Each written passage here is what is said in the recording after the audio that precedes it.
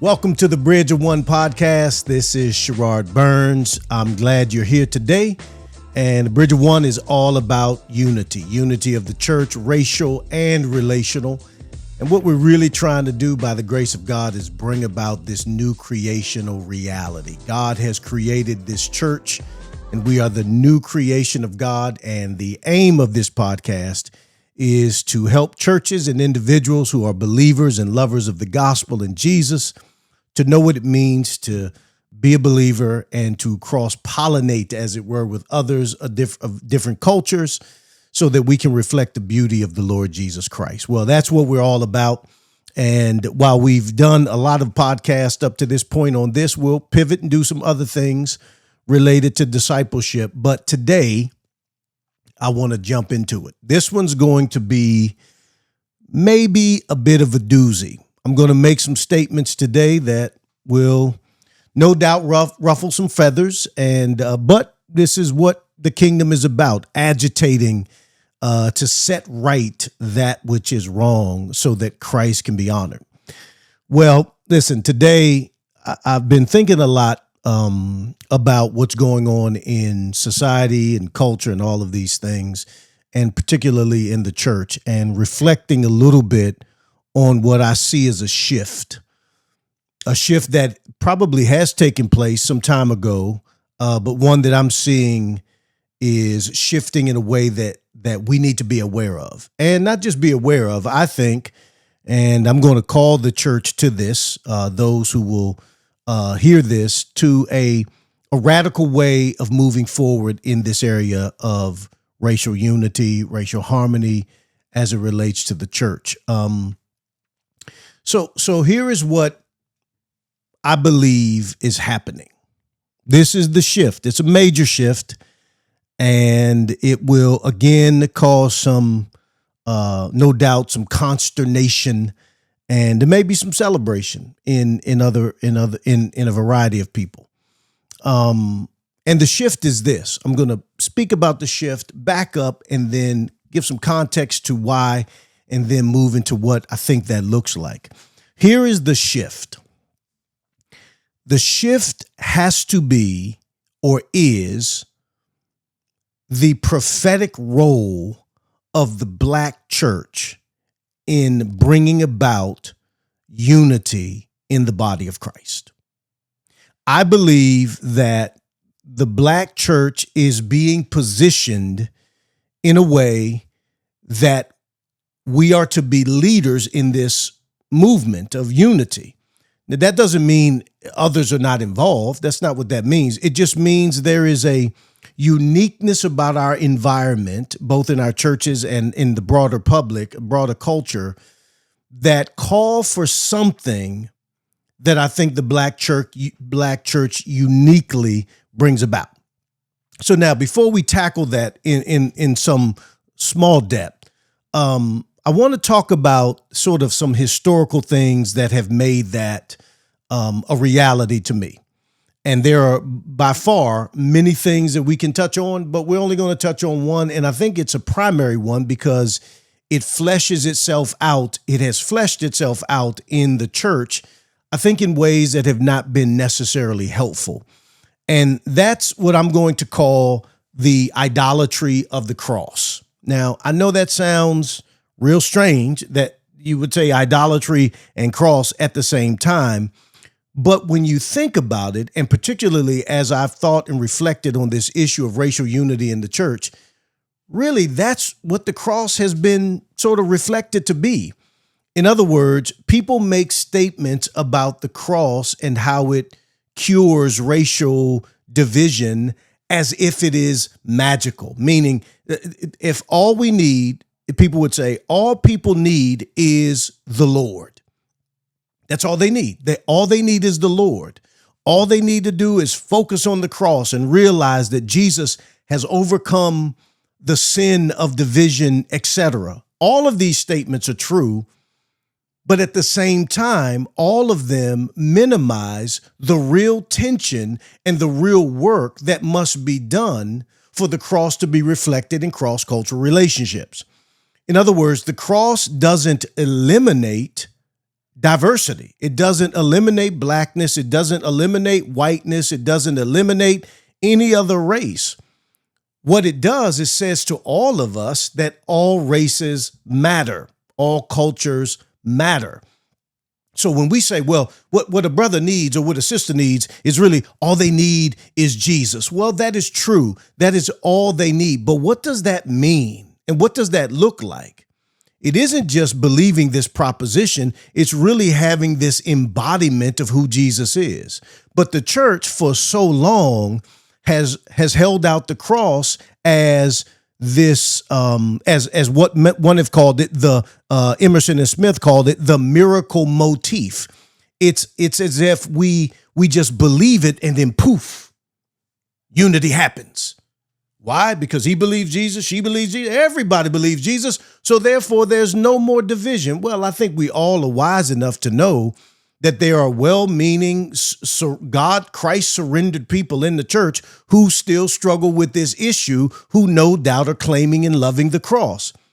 So it really isn't the cross that is the solution. It really is a cross-centered life, a cruciform life. Now, the reason I bring that up is because at the end of the day, the movement of racial unity has all been, maybe not all been, but popularized by this idea of really all people need is the Lord. And the truth of the matter is those who have said that all we need is the Lord have oftentimes been those who perpetuated the division in the first place. And so what we see in our culture today is a fractured church, not because people aren't saying the right things, but because people are not acting out what they're saying. So yes, we need the Lord. Yes, we need the cross. Yes, the cross is central. You know that. That's all I've been talking about in all of the previous podcasts. We need to be Christ-centered. We need to be cross-centered, but it needs to be a world view, a world in life view that shapes our engagement.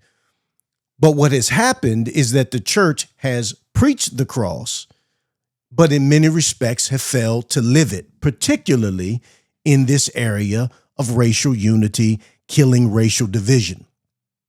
So this idea of the miracle motif is dangerous in so many ways, is because when we talk about it, or when we put the cross out to that degree, we are really saying that the cross itself is a cure-all. And listen, it is. Those of you who know what I'm talking about, you get what I'm saying. I'm not minimizing the cross. I'm just saying the symbol of the cross doesn't cure anything. It's the one on the cross that cures it. And if the one on the cross is not operating in me, it doesn't matter what I believe about the cross if the Christ of the cross isn't fleshed out in my life. And so we need to focus on the cross for sure. But when we say people just need the Lord or it's simply on the cross, the truth of the matter is we need to be dealing with the sin that Christ died on the cross for. So yes, the cross is what we need. Christ is what we need. Yes, all we need ultimately is the Lord. But what we need to have in all of those things is a real serious conversation about the sin of division and racial division in the church. But if we just say people just need the cross, what we're saying is just believe Jesus and ultimately everything's going to be okay. But again, I think we know that that's not the case. Men have been lovers of the cross and at the same time slave owners. I've mentioned in the previous podcast that Jonathan Edwards, the greatest theologian American theologian that people say, well, people say he's the greatest American theologian. That can be argued perhaps, but let's just go with it. He's argued to be the greatest American theologian, and yet he owned slaves. And he didn't just own slaves, he passed them down when he died to his children. None of us would argue that the vision of Jonathan Edwards is not a glorious vision of God, but we cannot take that glorious vision and dismiss the fact that he owned slaves. So now, was the cross the issue? Was him knowing the Lord the issue? None of us would say he didn't know the Lord. Perhaps none of us would say he didn't preach the cross. But all of us have to look at the reality that in preaching the cross and knowing the Lord, he owned slaves. That means the cross itself as a proposition isn't enough. Knowing the Lord as some sort of statement isn't enough. What's needed are men and women who embody the cross. Now, historically, the issue of racial unity and the movement of racial unity, by and large, has been driven by the white church. I've been a part of those churches, well-meaning men, very godly men, and movements that have sought to make a dent in this issue in the church. Promise Keepers is probably one that comes to a lot of men's minds that really put this issue on the forefront, as it were, in a broader perspective. And yet, what I have discovered is that not only has the needle really not moved, it's gotten worse. When we see what's going on in our culture today, we don't need to talk about examples that we can all bring out that show that the church is probably more divided in its intentional aggravation with each other than we can remember in a very long time. And all I'm saying is, at this point, those who have been leading this charge have been those who have been predominantly of the white church. And this is not a knock on the white church as much as I think it is a pivot that the Lord is moving in his body and is saying it is those, here's my argument, it is those who have to forgive that really own the power of reconciliation. And therefore, perhaps it is those who need to forgive who should be actually leading the charge in unifying the church. And yet, what we see in broader society, in broader culture, and even in our church, is that the black church has been made to think that they cannot be bothered by the issues that affect and impact their own communities and cultures. So, for instance, when people are being murdered by police. Now, let me make a point so that we are all clear. This is not a thing about police. It's not anything to say that all police are that way, but the facts are the facts, and we know those historical facts. But the reality is, what we see is that in the white church, blacks are made to feel like an affinity or a shared sense of burden for those in their community who are hurting because of brutality, that those Christians who want to feel that way are now being labeled liberal or social. So now, to be concerned about the issues that affect the black community are now not biblical realities. Now, the issue is we got to be worried about the kingdom, and we have to be worried about the sovereignty of God and theology, all of those things that I would agree with. And I don't think that there would be any African-American who loved the gospel and Jesus who would disagree with that. But the challenge is the black church has been made to feel like that siding with or caring about the issues that affect their community is somehow departing from the gospel. But that departure, as it has been seen, or that statement or that feeling or that unspoken assumption has really made a challenging dent in the issues that relate to society and the church. In other words, the things that are affecting people of color in the world, both black, Hispanic, and otherwise, are now deemed social liberal issues, so that the broader church is now saying, we don't deal with that. We just deal with gospel issues. We just deal with biblical issues. And yet these issues that are right in front of our face are affronts to the very honor and glory of God. So the church needs to be setting right issues of injustice. That's what we need to be setting right.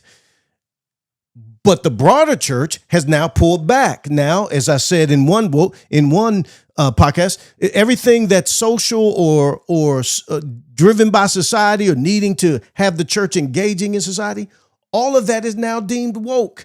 And so the idea is we stay away from woke stuff. But why? God was woke. God dealt with justice issues, and so should we. And here's my argument. That I think the next move in the church is this unifying of the church, this across cultural lines, right? Where blacks and whites and other who love Jesus are being united around the culture of the gospel. And my belief is that those who should lead that charge are those who feel the sense of the wokeness of God, so that the issues of society are dealt with from a kingdom, biblical, gospel-centered perspective, and those who are troubled, hurt, and all the other things that happen in society, they are being dealt with by the issue of the gospel. And who better to do that than those who hold the key to unity? Those who hold the key to unity are those who have to forgive. And we've argued that in the issue of racial harmony, those who need to forgive are those who have been offended, just like God was offended, and he was the one that needed to forgive us if there was ever going to be any reconciliation. And so even in society, the same is true in the church. If the church is to be unified, those who were offended across racial lines are the ones that need to forgive. And if forgiveness is the key that unlocks reconciliation, then forgiveness should be the thing leading the movement. And if those who need to forgive are those who are of African-American, Hispanic, whatever it may be, then they need to be in the forefront. And to me, that's the prophetic leadership that's required in the church today. It is not that whites have ultimately failed, but the truth of the matter is the white church has ultimately not moved the needle toward unity. And in these last 8 to 10 years, what we've seen is an infection and agitation of division, where we have allowed politics to now move into the forefront of how we even relate to God and one another. Now, this doesn't mean that there can't be all kinds of people helping in the move.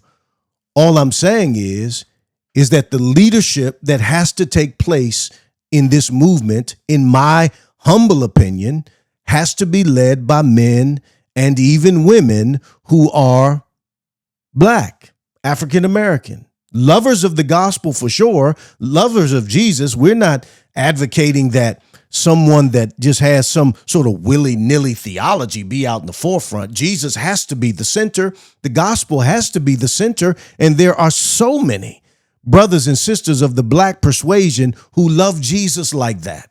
There are so many of the Black community that want to see unity happen. And the church needs to allow that to happen. So here's that means a lot of things. One of them is, I think white leaders, white pastors have to step aside and do what has historically been hard: follow Black leadership. That's tough. Now, you might say to me, well, that's not hard. That's easy to do.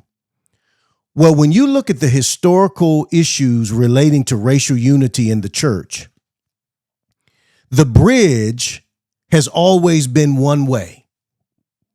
It's always seemed to have been that unity happened when Blacks went to white churches, not when whites went to Black churches. And some would argue many reasons for that. I'm not going to argue those reasons. I'm just going to make the case that that is what unity meant. It meant that Blacks left their culture and went to the culture of white churches, and that is what racial unity was. But very rarely was it argued, or was there a movement of white individuals into Black churches. The church didn't see it that way. The church saw it as one way. And the truth of the matter is, I've been around and in these contexts enough to know that while that may not be every situation, it is a real dominant view.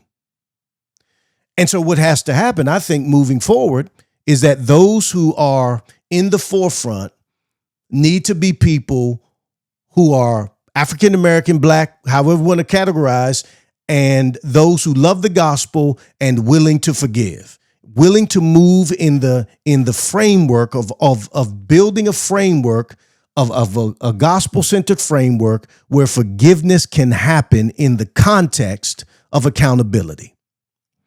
And if that, and let me back up. So I want you to consider the push that you see. Just open your eyes a little bit to even the continual discussions about racial unity in the church, and recognize that those who are white are the ones that have the platforms that are inviting blacks to these platforms so that they can have a word. But never are whites, that's a strong term, I shouldn't say never, but it isn't predominant that whites join black platforms for the same purpose. And my goodness, if they do, they're called woke. If they go, they're called, lovers of a social gospel. I mean, so it's only in the white church, really, that this is theologically grounded and acceptable. But if it happens in a black church and whites go and begin to speak in those contexts, then it's all under suspicion. So this is not a statement of permission. This is not a statement of saying, I think anybody should let African Americans do this. To me, it's a statement of this is what has to be done. And so I say to my African American brothers and sisters who are listening or watching, keep loving Jesus and keep pushing the needle. And I say to my white brothers and sisters who may be watching, keep loving Jesus and pushing this needle, and come alongside brothers and sisters of the darker hue who are fighting a fight of global proportions for the sake of the kingdom. And I think when that happens, that will show something of the beauty of the gospel that we just haven't seen in years. Now, I know, this is probably hard, and some people probably have turned it off by now. Some of you are just not even paying attention and just are having all guns blazed to this big bad Burns, who's now somehow offering a movement that is consistent with Black Lives Matter in the church. This is not what I'm doing.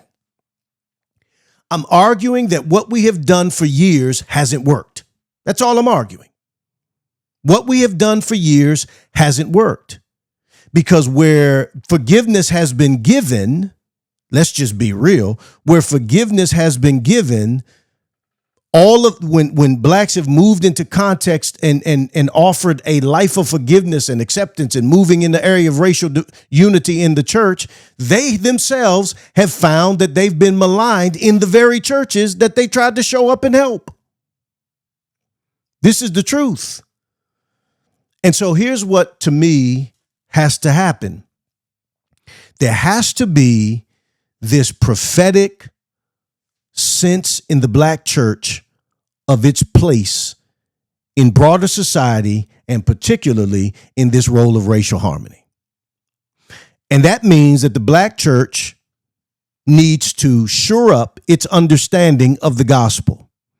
It needs to walk in true gospel-like forgiveness, but it needs to be able to lead with a kind of tenacity and courage that speaks the right word and gospel words over situations, not fearing any kind of rebuke, not fearing any kind of pushback from society, not fearing any of that, because what's at stake is nothing short of the glory of God.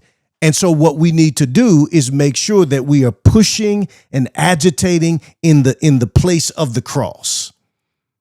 And I think this is the move. I think this is what God is doing.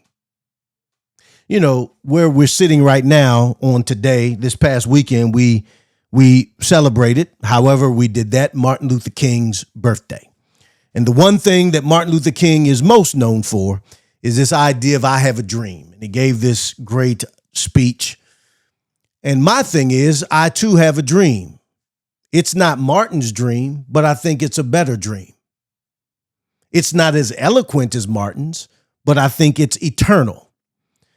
And my dream is that the church would rise up and that we would be a model of unity in the world such that no aspect or avenue or sector of the world could contaminate the beauty of the unity of Jesus Christ.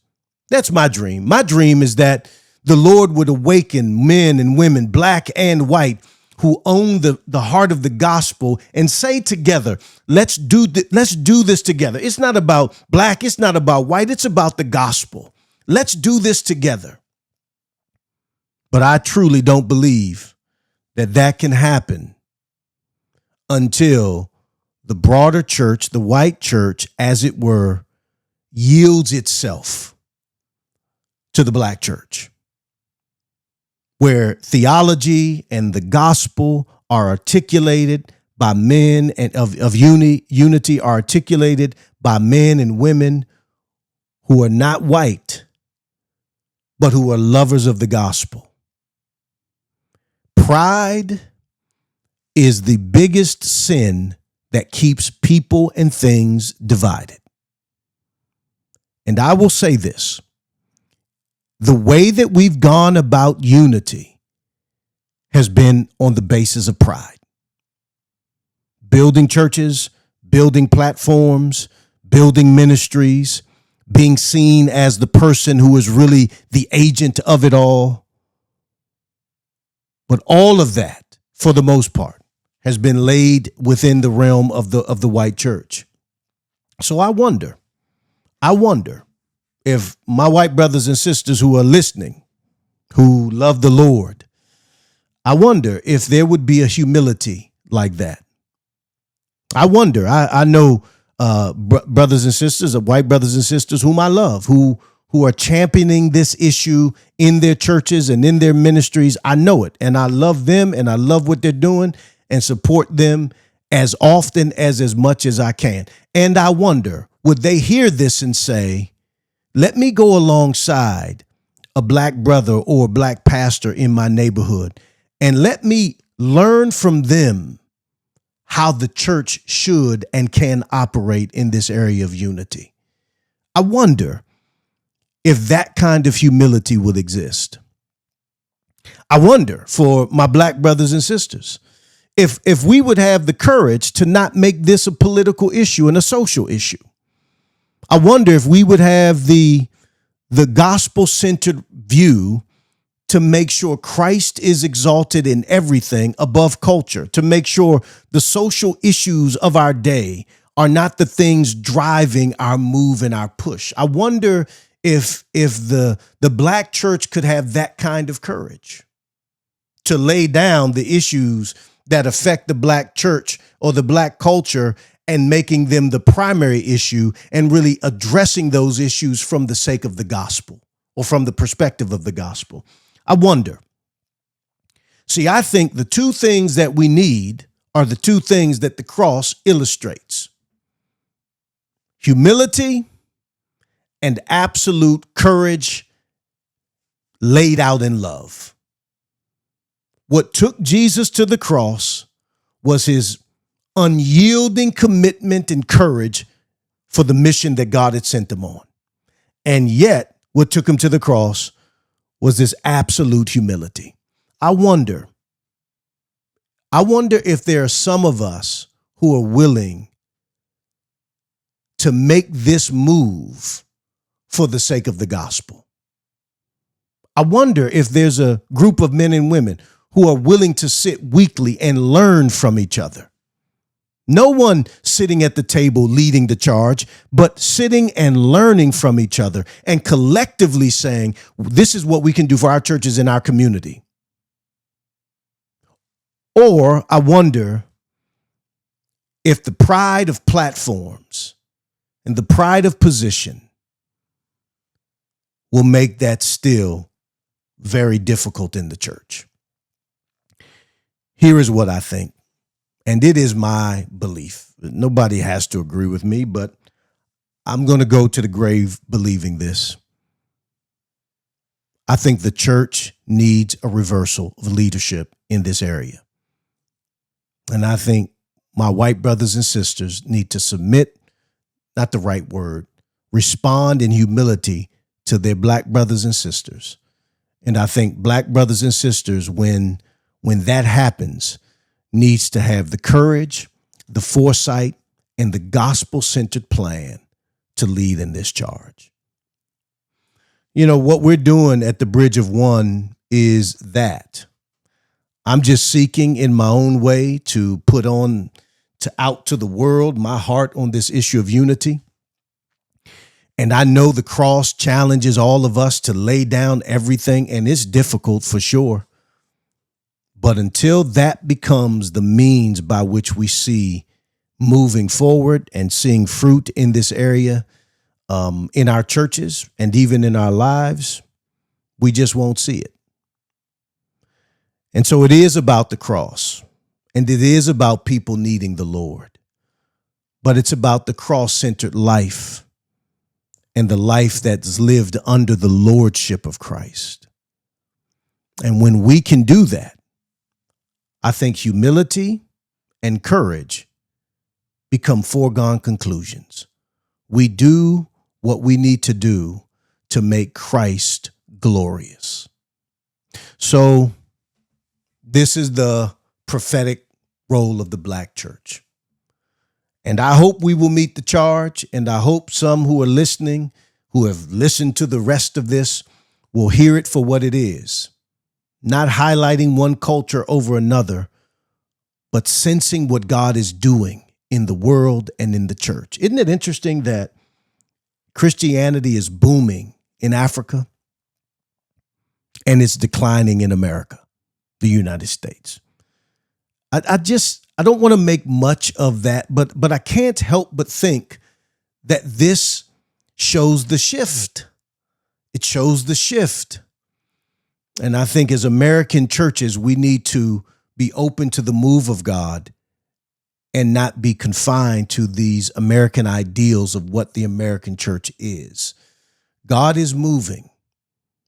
And if we want to be a part of that move, we need to hear, listen to, and respond to the move of the Spirit. And I think in this issue of race and this issue of unity, I think the prophetic role of the black church is now. And I pray that we would take the mantle in humility and love and in courage and help usher in a move of God upon the church that shows a beautiful expression of new creation with the unity of the body of Christ. So listen, I know this is hard. This is tough. It's what I believe. It's what I think God is doing. And it's what I'm going to promote and preach and teach and practice in my own life, encouraging and helping all to do that as much as God will enable me. So, amen, brothers, sisters. I know that where we are in time in this particular season of our lives is difficult. I just don't want us to lose sight of the mission. The mission is the glory of God. The mission is the unity of the body of Christ. And I think when forgiveness prevails and leads the charge, I think we will see unity prevailing in a powerful way. Well, be blessed today and live under the unity of the gospel, the power of the gospel, and reflect it in your life, your family, and your church. Be blessed today, family.